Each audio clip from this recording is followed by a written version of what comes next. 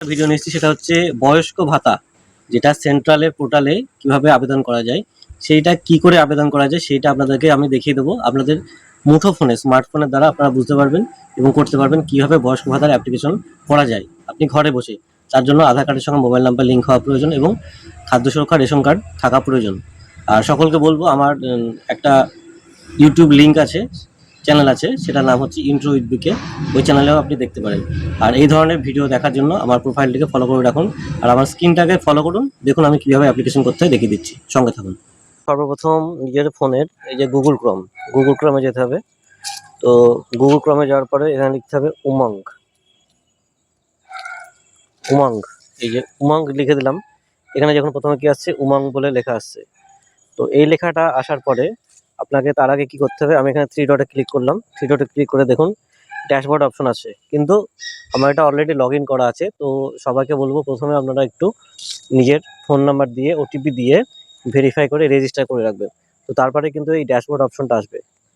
Log in with pin number, 6 সংখ্যার pin number দিয়ে সেটাকে লগ ইন করে রাখতে হবে। তো আমার অলরেডি লগ ইন করাই আছে। তো সেক্ষেত্রে আমার এটা আচ্ছা, এই যে সার্চ বাটন আছে, সার্চে গিয়ে লিখতে হবে এনএসএপি। সার্চ করলাম। এনএসএপিতে ক্লিক করার পরে এখানে অ্যাপ্লাই অনলাইন বলে একটা অপশন আছে, এখানে ক্লিক করতে হবে। দেখুন এখন সমস্যা আছে বলে there is slight issue with the department service.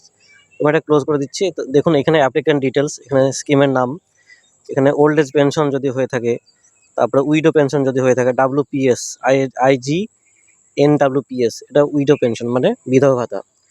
Old age হচ্ছে IGNOAPS। তো এইভাবে আপনারা আপনার এরিয়া দিয়ে ডিটেলস দিয়ে এখানে ফিল আপ করতে পারবেন। এরপরে কি আছে, অ্যাকাউন্ট ডিটেলস, এখানে bank account number, mobile number এগুলো দিতে পারবেন।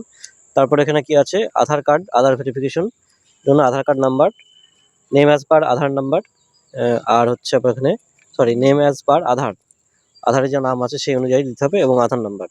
তারপর একটা আপলোড ফটো করতে হবে, সেটা যেন 50 কেবির মধ্যে হয়।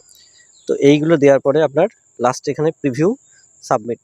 তো এই প্রসেস করে দিলে আপনার এটা ফর্মটা ফিল আপ হয়ে যাবে। এবার কী করতে হবে, আপনার যদি মিউনিসিপ্যালিটি এরিয়া হয় তাহলে পৌরসভায়, আর যদি পঞ্চায়েত এরিয়ায় হয় তাহলে আপনাকে আপনার পঞ্চায়েতে গিয়ে জমা করতে হবে অথবা আপনার ব্লক অফিসে।